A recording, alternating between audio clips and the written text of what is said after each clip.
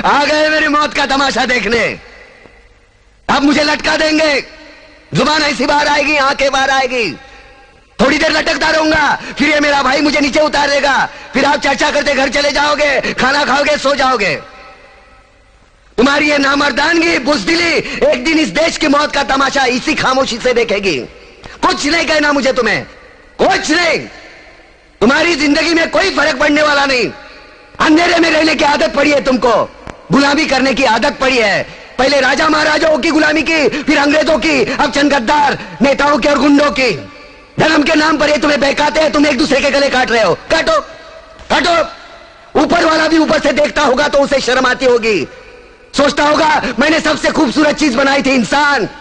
इंसान नीचे देखा तो सब कीड़े बन गए, कीड़े कीड़े। रेंगते रहो, सड़ते रहो और मरो। आए और गए, खेल खत्म। क्यों जिए मालूम नहीं, क्यों मरे मालूम नहीं। कलम वाली बाई क्रांति लाना चाहती थी, कलम के जोर पर काले वर्तमान को खत्म करना चाहती थी। कौन समझा उसकी बात को? सब साले मुर्दे, जिंदा लाशें। किसे जगाती वो?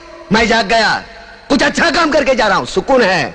लेकिन ध्यान में रखना, तुम्हारी ये खामोशी कल तुम्हारे बच्चों के लिए रोना बन जाएगी। ये कानून वाले, वर्दी वाले नेता, इन्होंने अपना ईमान बेच दिया। एक दूसरे को जलाते वक्त तुम्हारा ईमान कहां गया था? भाड़ में।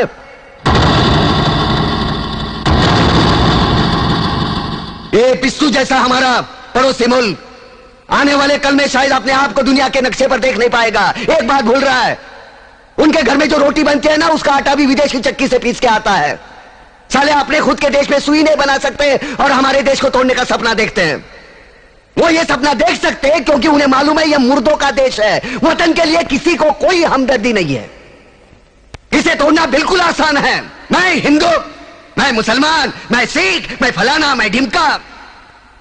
एक लाठी को तो कोई भी तोड़ सकता है, लेकिन लाठी के भारे को तोड़ना मुश्किल है। मैंने बचपन में पढ़ा था, स्कूल में, तीसरी में। मैं क्यों समझा रहा हूं तुमको?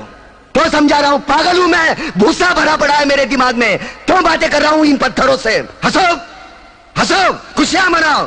क्रांति की राह पर एक और कुत्ते की मौत मरने जा रहा है, कल कोई और मरेगा। हमें क्या? हाँ? हम इसी तरह जीते रहेंगे, है ना? जियो भाई जियो, जैसे चाहिए वैसे जियो। मैं हिजड़े की जिंदगी जीना नहीं चाहता। ए ला, चल चल ला।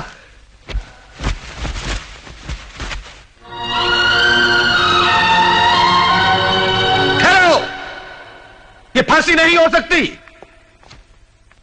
उन देशद्रोहियों के खिलाफ जो सरकार को सबूत मिले हैं, उससे साबित होता है कि प्रताप ने उनको मारकर देश का उद्धार किया है। इसलिए भारत के राष्ट्रपति ने उसकी सजा माफ कर दी है। ये रहे उसके कागजात।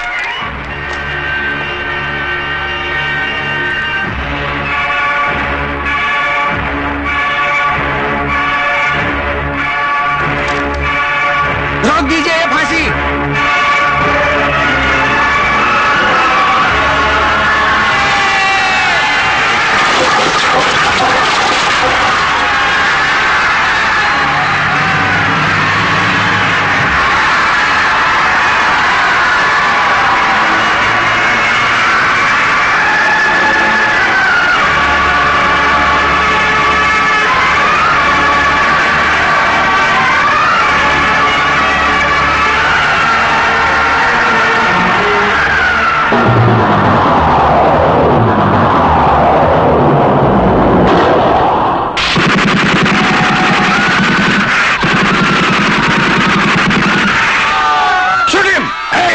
कमिश्नर, लाशों के ढेर बिछा दूंगा अगर हमारे बीच में आया तो।